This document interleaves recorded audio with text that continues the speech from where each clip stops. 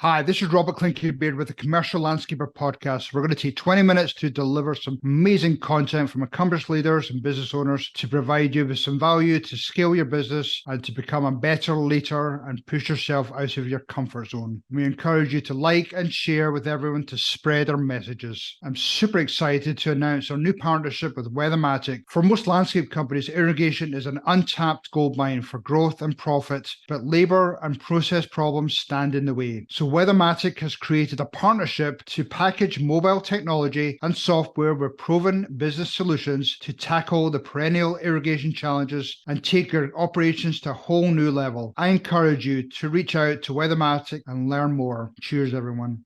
Hi, this is Robert Clinky-Beard with the Commercial Landscaper Podcast. I'm really excited to be joined today by Tim Trimmer. Tim, thanks for joining me on the show today. Hey, yeah, Robert, thanks for having me. So I know you reached out a few weeks ago, thought you had an interesting story to share. And yeah, when we talked, I thought, Tim would be a great guest. So just for our audience, Tim, just tell our audience a little bit about your background. I'm the president of Professional Grounds. We're a commercial maintenance company in Northern Virginia. My father started the business in 1974. He ran an incredible company, did a great job. In 2008, though, he got real sick.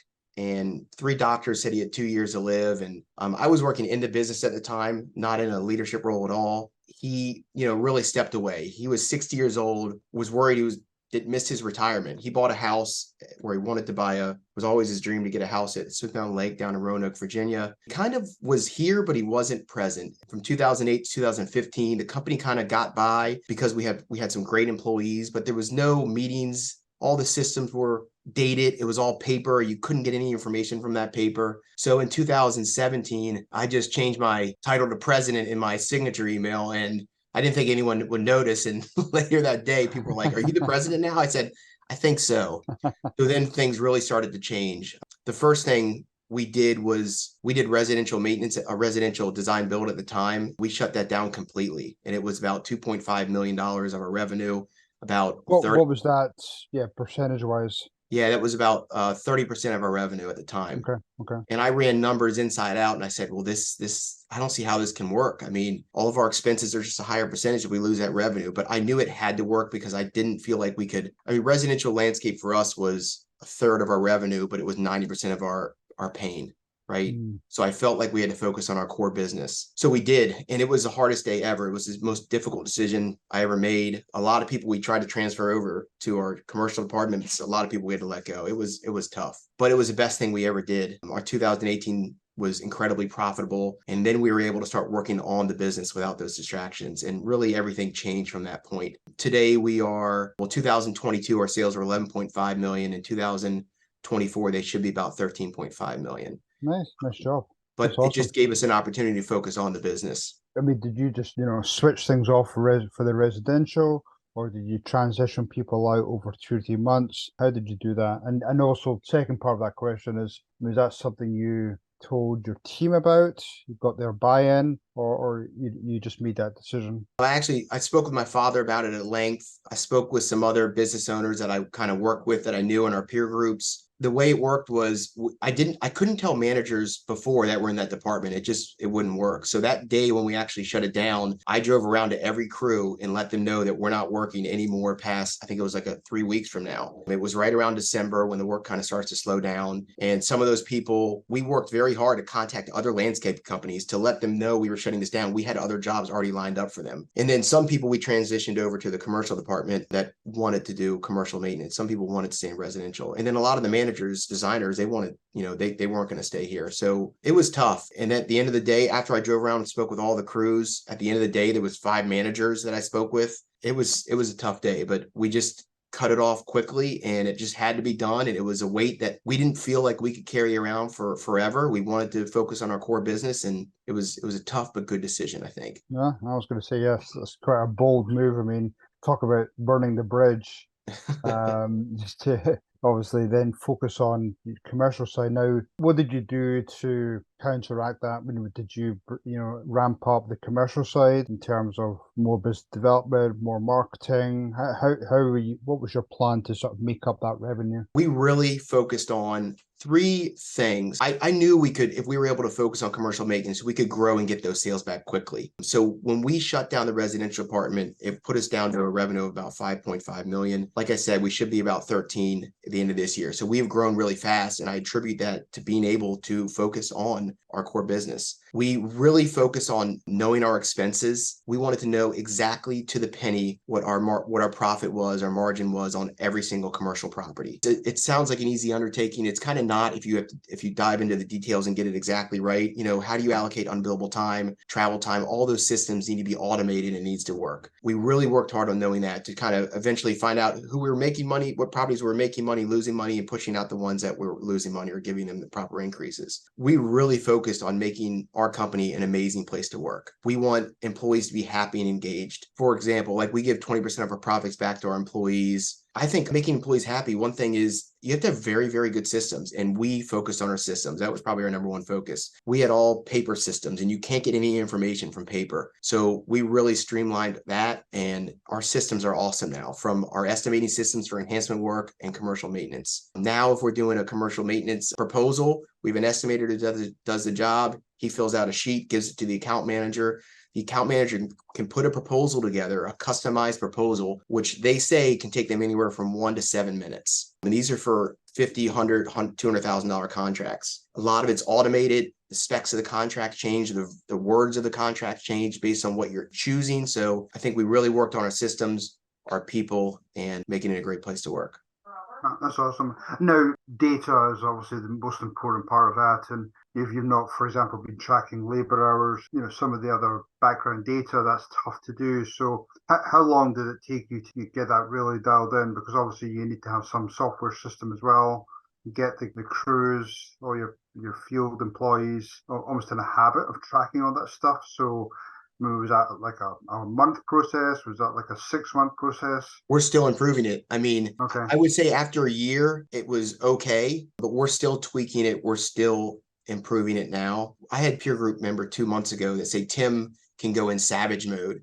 And I remember in 2018 when we started, that was one of the first projects I started, I went in savage mode. I'd wake up at like 2 or 3 a.m. and I would just lay in bed for 3 hours, wait to go to work at 6. And I was like, to be able to sleep well, I need to fix this stuff. Everything needs to be done correctly. So I just started going into work whenever I woke up, and it was 1 a.m., 2 a.m., 3 a.m. And I would work till it got dark or had to go home. And I just did that again and again and again. We worked hard to get it to improve our systems. And I got a lot of feedback from other people, but it took a long time to get it set up. We didn't use another company. We built our own systems that we still use today. We have a lot of people come visit us, and we kind of show them our systems in our peer group, and some local people as well. I kind of help out, and they're always very impressed. I mean, it's a good system that we created in-house. Cool, that's awesome. Now, sounds like you had a pretty clear vision where you needed to go. You had your other owners, the peer groups members that helped you build that vision, but it's trying to convince the rest of the people in your company to buy into that vision and adopt it. Did you find any resistance from some of your middle senior managers?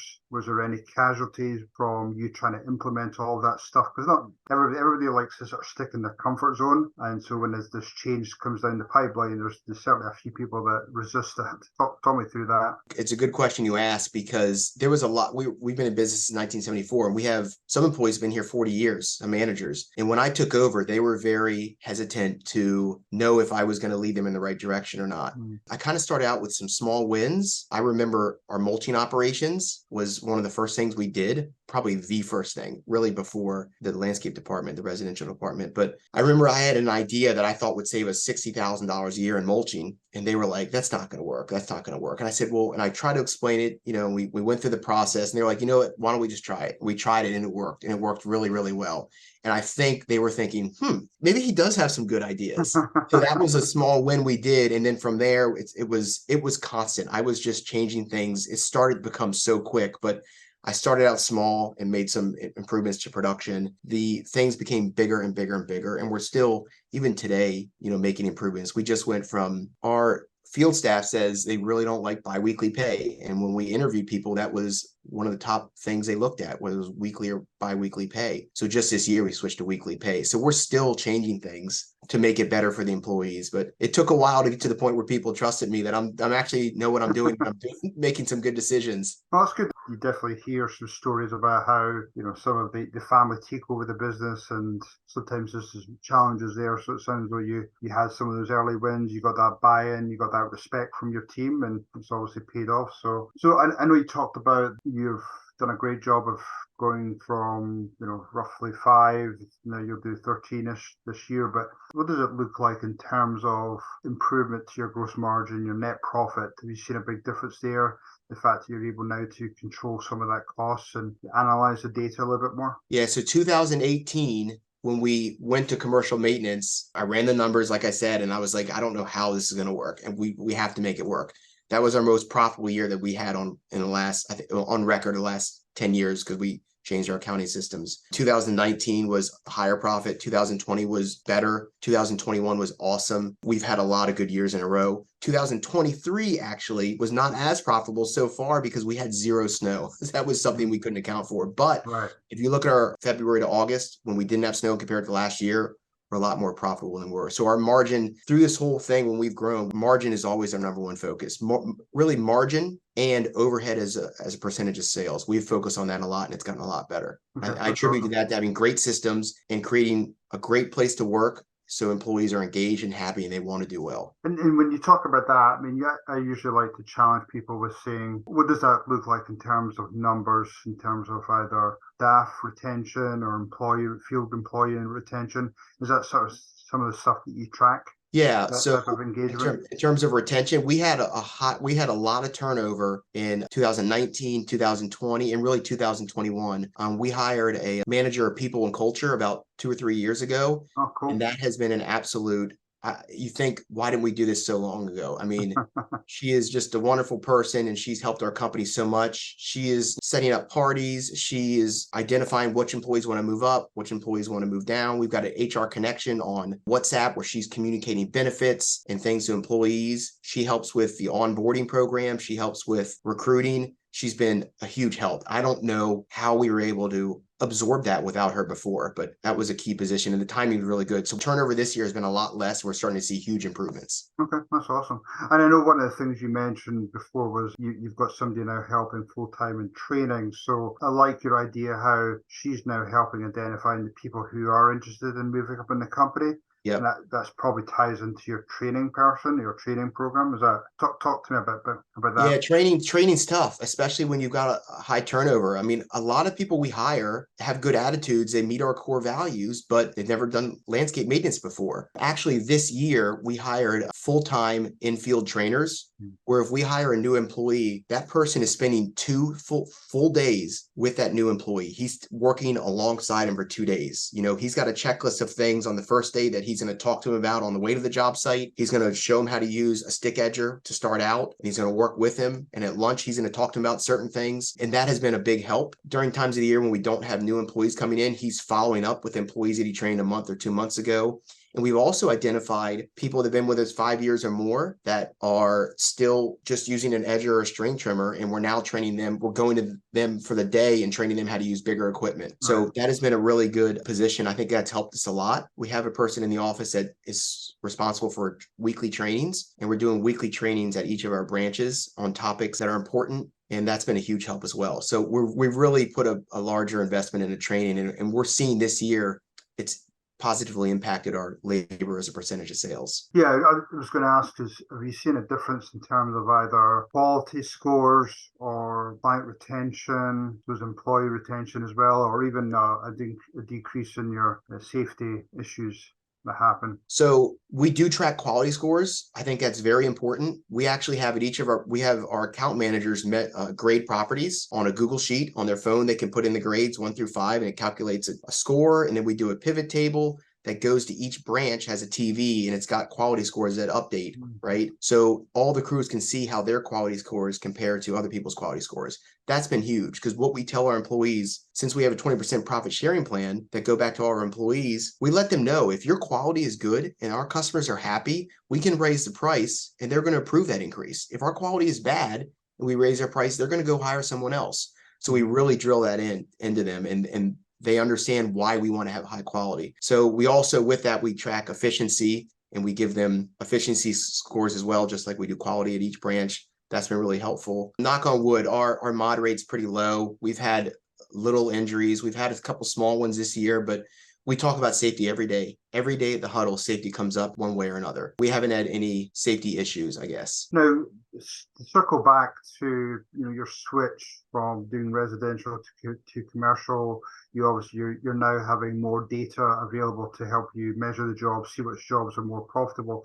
Has that helped with your sales efforts in determining what's my ideal clients, what's my ideal jobs, which are the ones that are making me 40, 50, 60% gross margin? Good question. So we are really, we're actually just the last couple of months, we're diving deeper into identifying our ideal client, right? So ideal client spends money on enhancements in our area. They do snow with us. We're able to work directly with the HOA. We're like 90%, 95% HOA. So there's 6 things we have that identify them as ideal. And if they're not spending money on enhancements on snow and they're just have the core maintenance contract and that's it, that's fine as long as they're willing to get to a certain margin. If they're not willing to get to that margin, they're low bidder, we want to raise their price. So either leave or they pay what we need to make to be able to give the benefits to our employees. So yeah, we're looking into that, and our focus is not top line. Like I said earlier, it's if we've got 300 HOAs, which we have, if we've got 150 ideal, how do we get to 200 ideal? How do we get to 250 ideal? So we're really working on that hard now. And our estimating system, it changes the margin based on the size of the job, based on whether it's an ideal client. We've got